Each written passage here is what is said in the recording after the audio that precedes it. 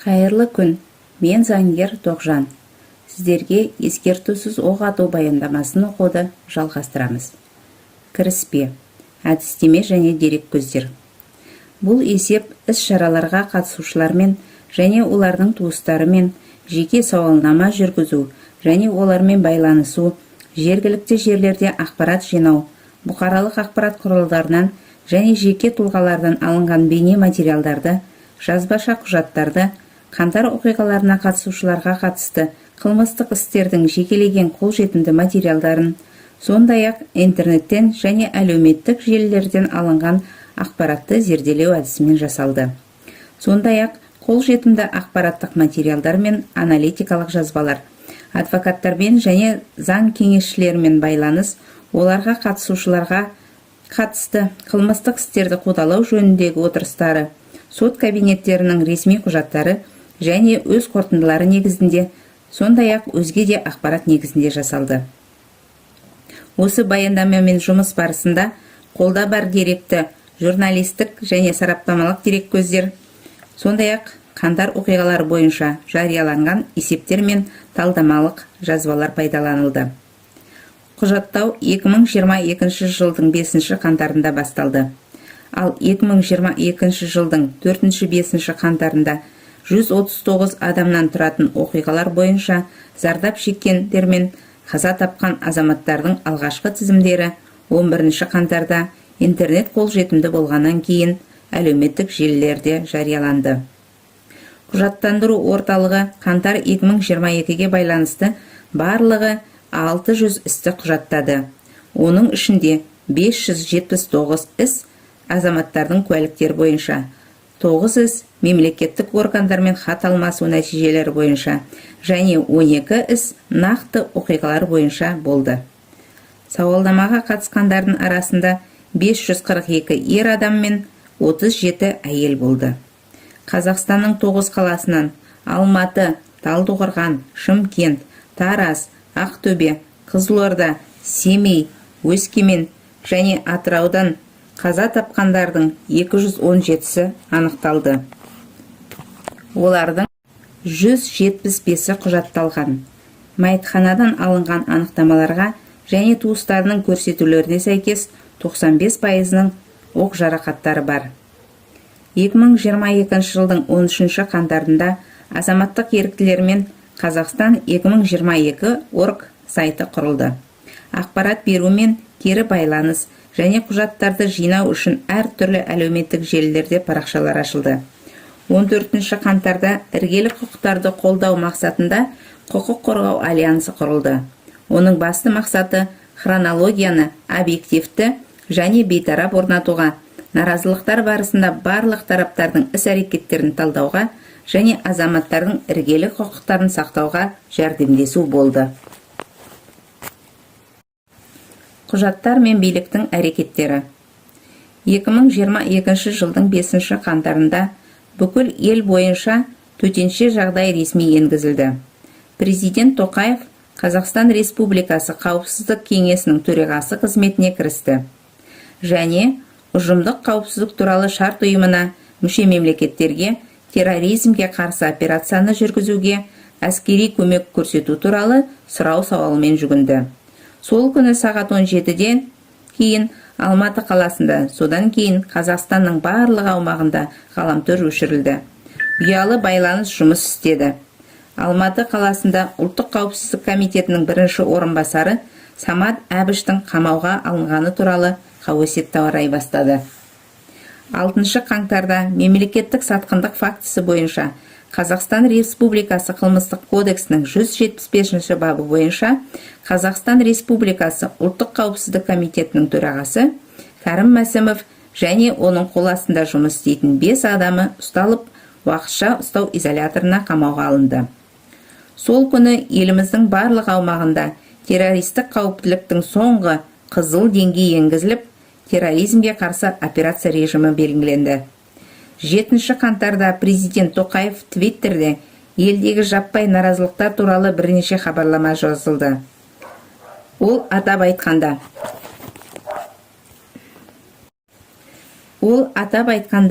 арнайы орталықтан басқарылатын қарақшылар мен террористер туралы мәлімдеді.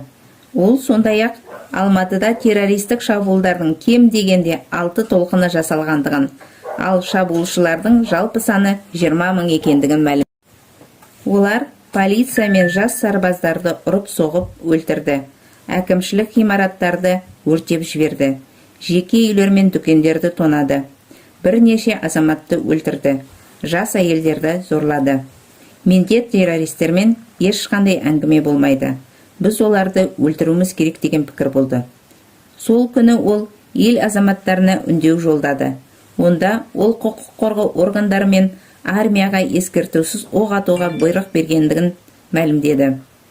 Қазақстан Республикасы ұлттық қауіпсіздік комитеті Әбіштің ұсталғаны туралы ақпаратты ресми түрде теріске шығаруды жариялады және ақпараттың шындыққа жанаспайтын және арандатушылық сипатта екенін хабарлады.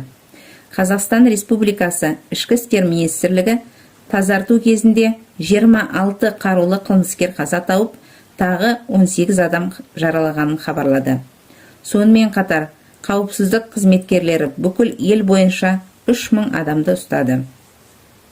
8 қаңтарда президенттің 20 мың террорист туралы твиті алынып тасталды.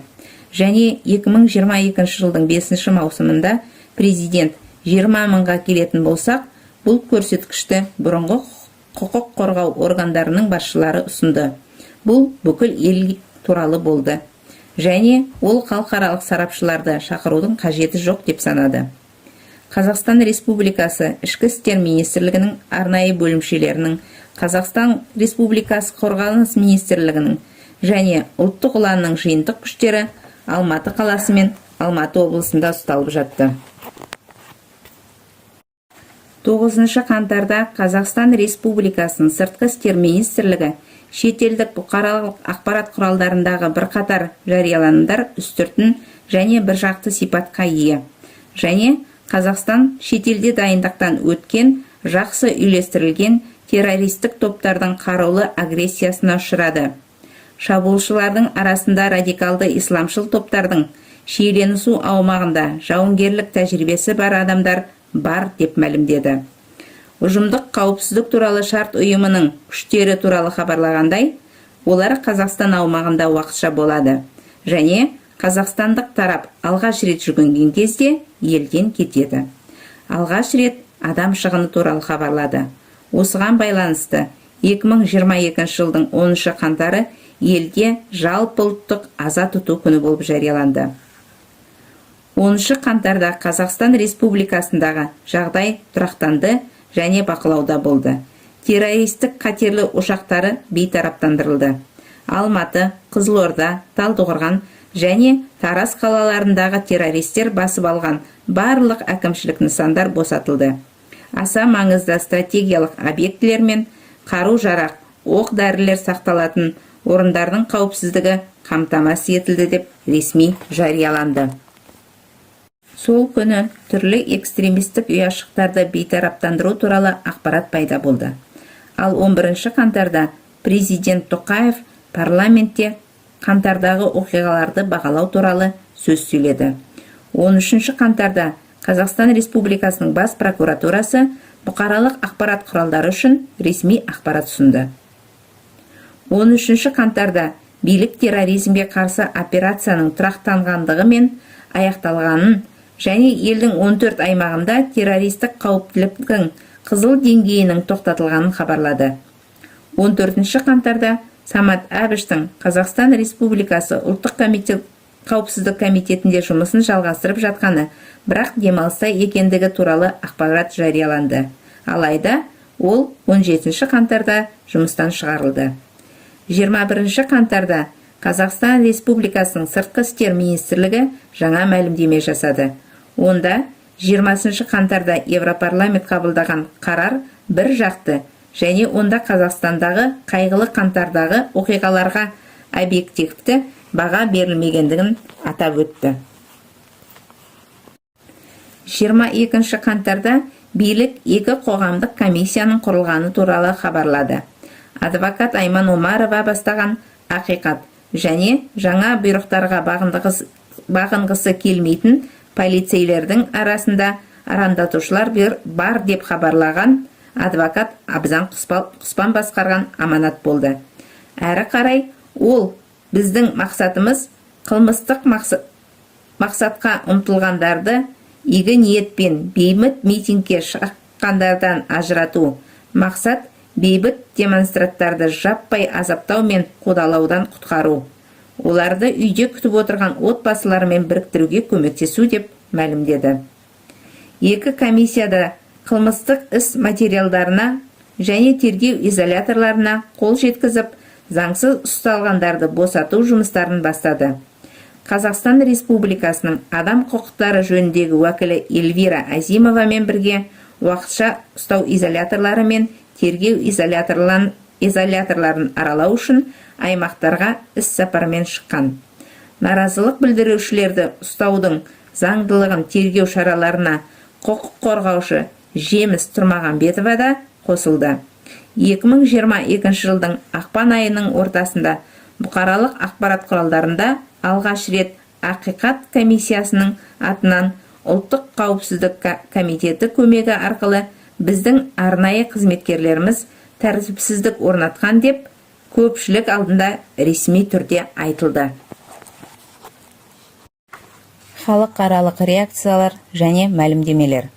Адам құқықтарының сақталуына, соның ішінде бейбіт жиналыстар мен наразылық құқықтарына, өлімге әкелетін қаруды қолдануға, негізсіз ұстауға, зорлық-зомбылық пен азаптауға, лаңкестер терминін қаңтар айындағы оқиғалар аясында теріс пайдалануға қатысты алаңдатушылықты Amnesty International, Human Rights Watch, Адам құқықтары үшін халықаралық федерациясының жетекші халықаралық үкіметтік емес қорғау ұйымдары ғана емес, сондай-ақ Біріккен ұлттар ұйымының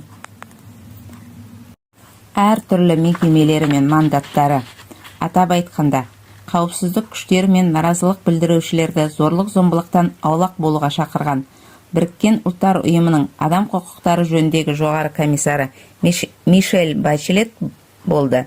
Сондай-ақ адам құқықтары мен негізгі бостандықтарды көтермелеу және қорғау мәселесі бойынша арнайы баяндамашымен бірлескен мәлімдемесінде Феннолдар Аолейн лаңкестігіне қарсы күрес талаптары бойынша арнайы баяндамашылар соттан тыс өлім жазасы, тиісті сот талқылауынсыз өлім жазасы немесе Морис Титбл Бинзді негізсіз жазалау туралы мәселе бойынша арнайы баяндамашы Нильс Мальцерді азаптау және басқа да қатыгез адамгершілікке жатпайтын немесе ар-намысты қорлайтын емдеу және жазалау түрлері туралы мәселе, құқық қорғаушылардың жағдайы туралы арнайы баяндамашы Мэри Лолар әйелдер мен қыздарға қатысты кемсітушілік жөніндегі жұмыс тобының төрағасы Мелиса Упрети және басқа топ мүшелері деп білдірді.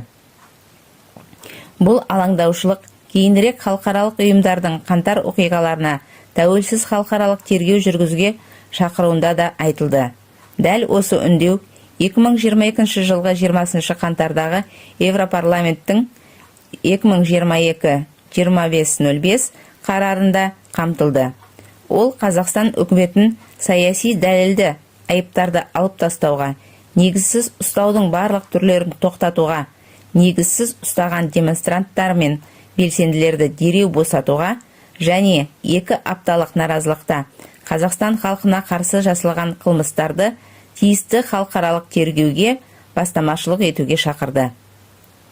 Сондай-ақ, мұндай тергеуге қазақстандық құқық қорғау ұйымдары, адам құқықтары жөніндегі Қазақстандық халықаралық бюро, Қазақстанның азаптауға қарсы үкіметтік емес ұйым коалициясы, сондай-ақ қаңтар айындағы оқиғаларға байланысты бір қатар осындай ұйымдар құрған іргелі құқықтарды қолдануға арналған құқық қорғау альянсы бірнеше рет шақырды. Алайда, Қазақстан билігі бұл үндеуден бас тартып, олар жүргізіп жатқан тергеу барлық сұрақтарға жауап беретінін атап өтті. Назарларыңызға рахмет, аман сау болыңыздар.